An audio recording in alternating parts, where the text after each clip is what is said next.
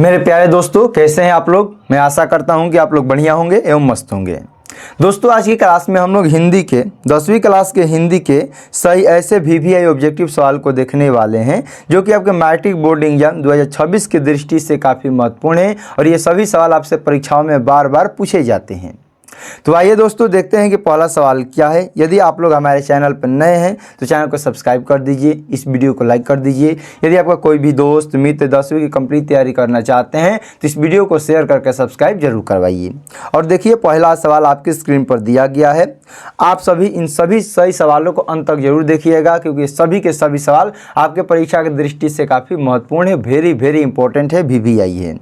तो पहला सवाल है कि गांधी जी को महात्मा की उपाधि किसने दी। तो गांधी जी को महात्मा की उपाधि रविंद्रनाथ टैगोर ने दी थी। अगला सवाल है कि आर्य कहाँ रहते थे। तो आर्य जो थे वो भारत में ही रहते थे। ऑप्शन नंबर बी हो जाएगा। अगला सवाल है कि फिनिक्स था। फिनिक्स क्या था। तो फिनिक्स एक आश्रम था। ऑप्शन नंबर ए हो जाएगा। अगला सवाल है अंतर्राष्ट्रीय अहिंसा दिवस के रूप में मनाया जाता है, यानी कि अंतर्राष्ट्रीय अहिंसा दिवस कब मनाया जाता है। तो गांधी जी के जिस दिन जन्म हुआ था उसी दिन अंतर्राष्ट्रीय इंटरनेशनल अहिंसा दिवस मनाया जाता है, यानी कि 2 अक्टूबर को। अगला सवाल है गांधी जी अफ्रीका से लौटकर कब आए थे। तो गांधी जी अफ्रीका से 1915 ईस्वी में लौटकर आए थे। अगला सवाल है कि रेनर के पिताजी का नाम क्या था। रेनर मारिया मिल्के के पिताजी का नाम क्या था। तो इनका सही उत्तर हो जाएगा, इसको याद रखिएगा। देखिए, 2 बार परीक्षा में पूछा जा चुका है। तो जॉनसन रिल्के इनके पिताजी का नाम था। अगला सवाल है कि रेनर मारिया मिल्के के माताजी का नाम क्या था। तो रेनर के माताजी का नाम सोफिया था। Option number C. अगला सवाल है भक्त रिल्के प्रभु से क्या करता है। तो भक्त जो रिल्के हैं प्रभु से सवाल करते हैं। ऑप्शन नंबर ए हो जाएगा। अगला सवाल है रेनर मारिया रिल्के किस भाषा के कवि है। तो रेनर मारिया रिल्के जर्मन भाषा के कवि है। अगला सवाल है रेनर मारिया रिल्के की कहानी संग्रह है।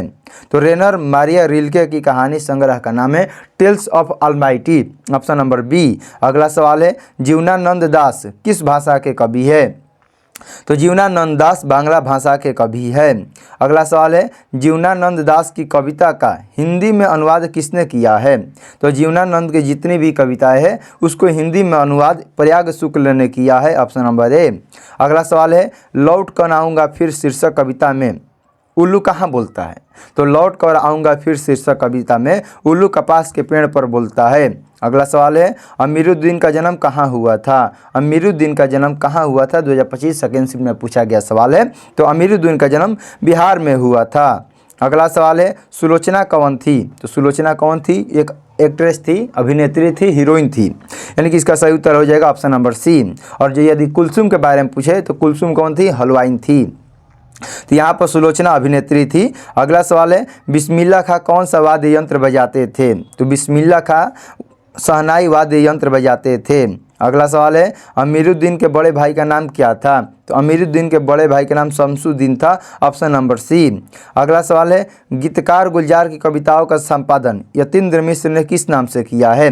तो गीतकार गुलजार की कविताओं का संपादन यतीन्द्र मिश्र ने यार जुलाहे के नाम से किया है। बढ़िया नाम है।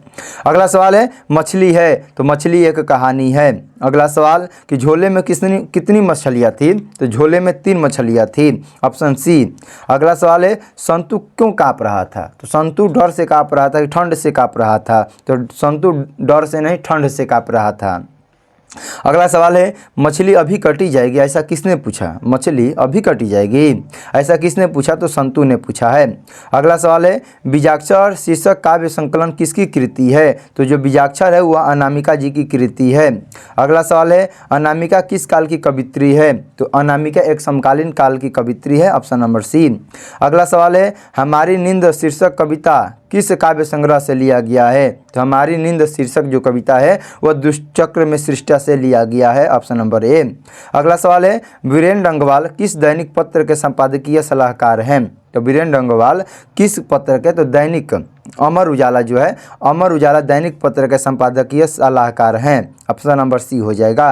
अगला सवाल है अभिनयो है। अभिनयो क्या है। अभिनय एक प्रकार की रचना है, ललित रचना है। ऑप्शन नंबर सी हो जाएगा। अगला सवाल है अभिनयों में क्या था। अभिनयों में पोप, पोप नहीं।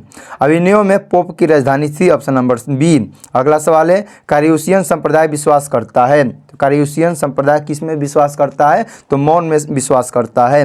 अगला सवाल है जीर्णोद्धार का अर्थ क्या होता है, तो जीर्णोद्धार का अर्थ होता है पुराने को नया कर देना, पुराने का नया कर देना को कहते हैं जीर्ण उद्धार, छंद विच्छेद हो जाएगा, जीर्ण धन उद्धार, जीर्णोद्धार यानी कि पुराने को नया कर देना। अगला सवाल है अशोक वाजपेयी के द्वारा कौन से पत्रिकाओं का संपादन किया गया था, तो अशोक वाजपेयी के द्वारा चाहे वो समवेत हो या पहचान हो या पूर्वग्रह हो, सबके सब अशोक वाजपेयी के द्वारा संपादन किया गया था। अगला सवाल है जित जित मैं निरखत हूँ यह क्या है, तो जित जित मैं निरखत हूँ एक प्रकार का इंटरव्यू है, और इंटरव्यू को हिंदी में क्या कहते हैं, साक्षात्कार बोलते हैं, ऑप्शन नंबर डी हो जाएगा। अगला सवाल है बिरजू महाराज के बहनों का जन्म कहाँ हुआ था, तो बिरजू महाराज के बहनों का जन्म रामपुर में हुआ था। अगला सवाल है बिरजू महाराज को क्या पहनने का शौक था, तो बिरजू महाराज को टोपी पहनने का शौक था, पहनाने का शौक नहीं था लेकिन पहनने का शौक था। अगला सवाल है बिरजू कितने साल के थे जब उनके पिता की मृत्यु हो गई, बिरजू महाराज कितने साल के थे जब उनके पिताजी की मृत्यु हो गई, तो वो 9 साल के थे। अगला सवाल है कि चक्रव्यूह के रचनाकार कौन है, तो चक्रव्यूह के रचनाकार कुंवर नारायण जी हैं, ऑप्शन नंबर ए हो जाएगा इसका सही उत्तर। अगला सवाल है कि दूर से कौन ललकारता है, दूर से कौन ललकारता है, तो जो हम लोग का जो चौकीदार था, वृक्ष चौकीदार था, वो क्या करता है, दूर से ललकारता है। दो ऑप्शन है, एगो चौकीदार है, एगो वृक्ष चौकीदार है। तो चौकीदार कौन था, आदमी था कि पेड़ था, तो जो दूर से ललकार रहा था वो जो चौकीदार था वो क्या था, वृक्ष था, ऑप्शन नंबर डी हो जाएगा। अगला सवाल है कुंवर नारायण का जन्म किस शहर में हुआ था, तो कुंवर नारायण का जन्म लखनऊ शहर में हुआ था। अगला सवाल है तार सप्तक का संपादन किसने किया, तो तार सप्तक का संपादन हीरानंद सच्चिदानंद वात्स्यायन अज्ञेय ने किया। यहाँ से एक सवाल भी पूछा गया है कि अज्ञेय का पूरा नाम क्या है, तो अज्ञेय का पूरा नाम सच्चिदानंद हीरानंद वात्स्यायन अज्ञेय था, ऑप्शन नंबर डी। अगला सवाल है हिंदी में प्रयोगवाद का सूत्रपात किसने किया था, तो हिंदी कविता में प्रयोगवाद का सूत्रपात अज्ञेय ने किया था। अगला सवाल है हिरोशिमा पाठ में नगर के चौक पर निकलने वाला सूरज क्या है, तो हिरोशिमा पाठ में नगर के चौक पर निकलने वाला सूरज क्या है, वह परमाणु बम था, जो कि हिरोशिमा कहाँ दे हैं, तो हिरोशिमा जापान देश में है और वहीं पर परमाणु बम फेंका गया था, इसीलिए उस पर कविता लिखा गया है। और वहाँ से सवाल पूछा गया है कि हिरोशिमा पाठ में नगर के जो चौक पर सूर्य निकला है वह क्या था, तो वह था परमाणु बम। अगला सवाल है दुर्दांत मानवीय भविष्य का चित्रण करने वाली कविता है, दुर्दांत मानवीय भविष्य का चित्रण करने वाली कविता का नाम है हिरोशिमा, क्योंकि वहाँ पर हिरोशिमा और नागासाकी 2 जगह बम फेंका गया था, वह जापान देश में है। अगला सवाल है कि कौन मनुष्य के संपूर्ण जीवन से संबंध है, तो जो साहित्य होता है वो मनुष्य के संपूर्ण जीवन से संबंधित होता है। अगला सवाल है कि सारे यूरोप के लोग किस सभ्यता से प्रभावित थे, तो जितने भी यूरोप के लोग थे वो सब के सब एथेंस की सभ्यता से प्रभावित थे। अगला सवाल है कि शेली और बायरन कहाँ के थे, तो जो शेली और बायरन थे वो यूनान के थे, ऑप्शन नंबर बी। अगला सवाल है कि जारशाही थी, जारशाही किस देश में थी, तो जारशाही सोवियत रूस में थी, ऑप्शन नंबर बी। अगला सवाल है कि सूखा पत्ता किस लेखक की रचना है, तो सूखा पत्ता अमरकांत जी की रचना है, ऑप्शन नंबर सी हो जाएगा इसका सही उत्तर। अगला सवाल है अमरकांत जी ने स्वाधीनता संग्राम में कब भाग लिया था, तो अमरकांत जी ने 1942 ईस्वी में 1942 ईस्वी के स्वाधीनता संग्राम में भाग लिया था। अगला सवाल है कि 9-2-11 होने का अर्थ क्या होता है, तो 9-2-11 हो जाए यानी कि भाग जाओ, 9-2-11 होने का अर्थ होता है भाग जाना। अगला सवाल है कि माँ के डर से लड़का रात भर कहाँ छिपा रहा, लड़का का अर्थ यहाँ पर कौन हो जाएगा, बहादुर हो जाएगा। तो माँ के डर से जो बहादुर था वो कहाँ छिपा रहा, पूरी रात भर जंगलों में छिपा रहा और सुबह होते हुए भाग गया। अगला सवाल है उर्वशी किसकी रचना है, उर्वशी किसकी रचना है, तो उर्वशी रामधारी सिंह दिनकर जी की रचना है, ऑप्शन नंबर बी हो जाएगा इसका सही उत्तर। अगला सवाल है दिनकर को साहित्य अकेडमी पुरस्कार किस कृति पर मिला, तो दिनकर जी को साहित्य अकेडमी पुरस्कार संस्कृत के 4 अध्याय पर मिला, ऑप्शन नंबर डी। अगला सवाल है कि दिनकर को ज्ञानपीठ पुरस्कार किस रचना पर प्राप्त हुआ, देखिए सवाल क्या है कि साहित्य अकेडमी पुरस्कार किस कृति पर मिला था, तो संस्कृत के 4 अध्याय पर मिला था। जबकि ज्ञानपीठ पुरस्कार किस पर मिला, तो ज्ञानपीठ पुरस्कार उनको उर्वशी पर मिला था, दोनों याद रखिएगा। साहित्य अकेडमी पुरस्कार संस्कृत के 4 अध्याय पर मिला, जबकि ज्ञानपीठ पुरस्कार उर्वशी पर मिला था। अगला सवाल है युगपथ किस कवि की रचना है? युगपथ जो है वह सुमित्रानंद पंत जी की रचना है, ऑप्शन नंबर बी। अगला सवाल है कि 30 कोटि संतान नग्न तन यह पंक्ति किस शीर्षक कविता की है? तो 30 कोटि संतान नग्नतम यह है आपके चैप्टर का नाम है भारत माता। भारत माता में वहाँ पर बोला गया 30 करोड़ जो संतान है वो खाली पेट सो जाते हैं, नंगे बदन सो जाते हैं, उसी के लिए यहाँ पर चर्चा किया गया है। अगला सवाल है सुमित्रानंद पंत के अनुसार कौन अपने घर में ही प्रवासिनी बनी हुई है? तो सुमित्रानंद पंत जी के अनुसार अपने में ही घर में ही प्रवासिनी बनी हुई है, उनका नाम है भारत माता। अगला सवाल है कि गुंजन किस कवि की रचना है? गुंजन किस कवि की रचना है? तो गुंजन सुमित्रानंद पंत की रचना है। और गुंजन किस फिल्म का प्रसिद्ध गाना है बताइएगा तो थोड़ा, गुंजन नहीं गुंजा।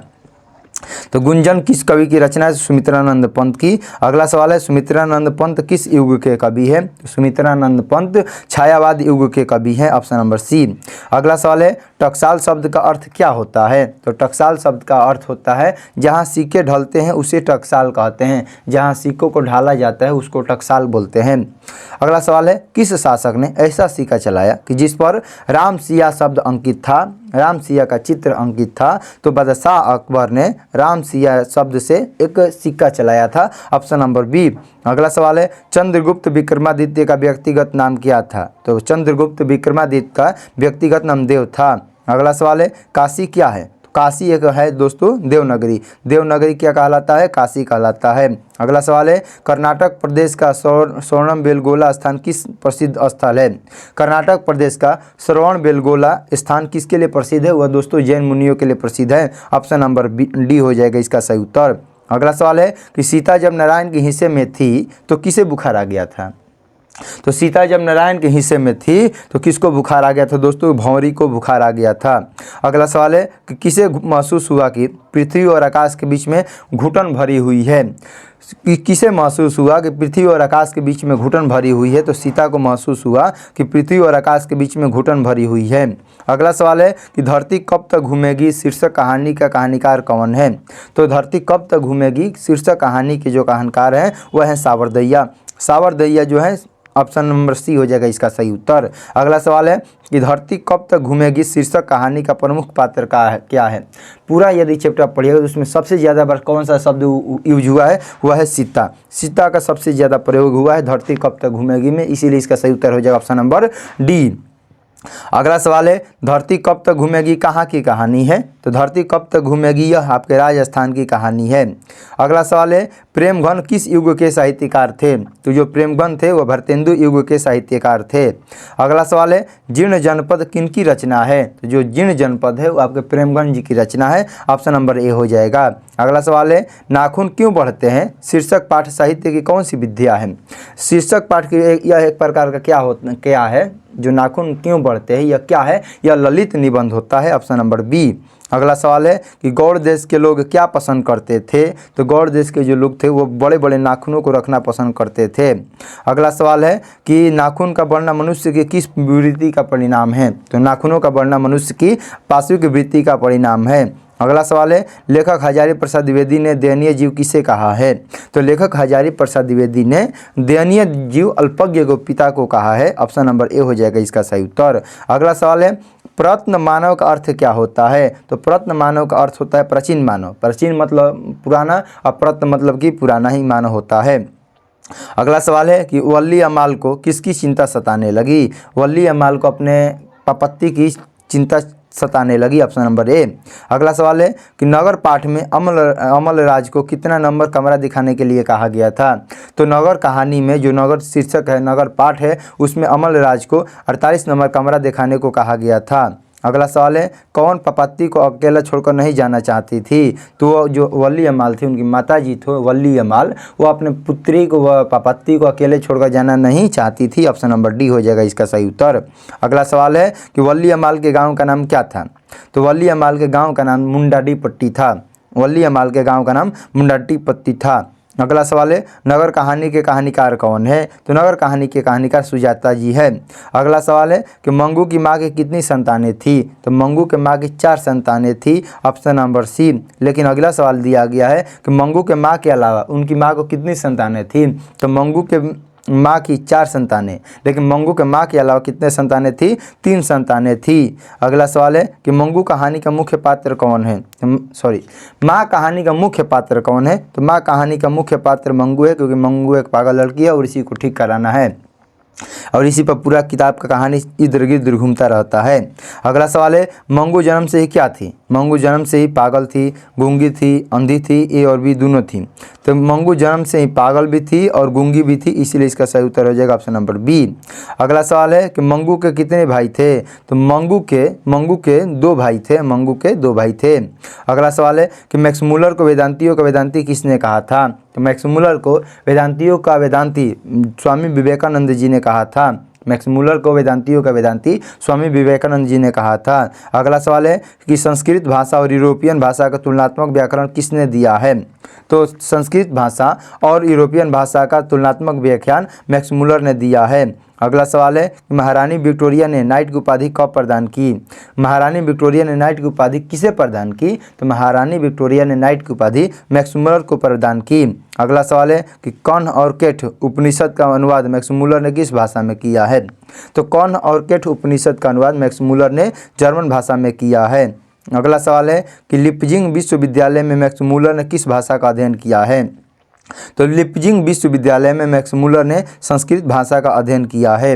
अगला सवाल है घनानंद किस धारा के कवि हैं? तो जो घनानंद है वह रीतिमुक्त धारा के कवि है। अगला सवाल है कि घनानंद किस काल के कवि है? तो घनानंद जो है वह रीति काल के कवि है। अगला सवाल है सुजान सागर किसकी कृति है? तो जो सुजान सागर है वो आपके घनानंद जी की कृति है। अगला सवाल है किसे प्रेम का पीर कहा जाता है? प्रेम का पीर कवि किसको कहा जाता है? तो जो घनानंद जी है उन्हीं को प्रेम का पीर भी कहा जाता है। अगला सवाल है वाकिफ शब्द का अर्थ क्या होता है? आप हमसे वाकिफ़ है या आप हमसे जानकारी रखते हैं, परिचित हैं? वाकिफ़ का अर्थ क्या हो जाएगा? परिचित हो जाएगा, ऑप्शन नंबर सी। अगला सवाल है कि नलिन बिलोचन शर्मा पटना विश्वविद्यालय के हिंदी विभाग का अध्यक्ष कब बने? तो नलिन बिलोचन शर्मा पटना विश्वविद्यालय के अध्यक्ष सन 1959 ईस्वी में बने।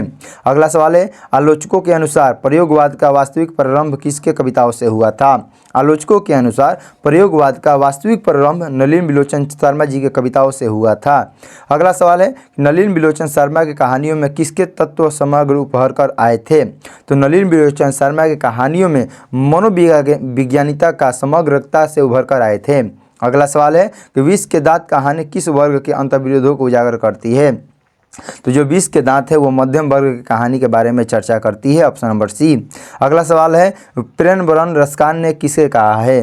प्रेम रसकान किसे कहा है? तो कृष्ण जी को कहा है। अगला सवाल है कि तिहुपुर का अर्थ क्या होता है? तिहुलोक उजागर, तीनों लोक।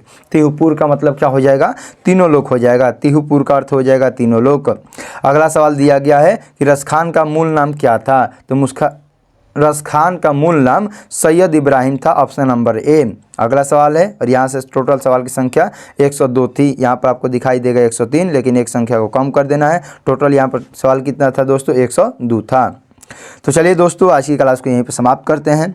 यदि आप लोग हमारे चैनल पर नए हैं तो चैनल को सब्सक्राइब कर दीजिए, इस वीडियो को लाइक कर दीजिए। यदि आपका कोई भी दोस्त मित्र 10वीं कंप्लीट तैयारी करना चाहते हैं तो इस वीडियो को शेयर करके सब्सक्राइब जरूर करवाइए। और मिलते हैं ऐसे ही कंटेंट के साथ अगले ही क्लास में। तब तक के लिए आपको जय हिंद, जय भारत।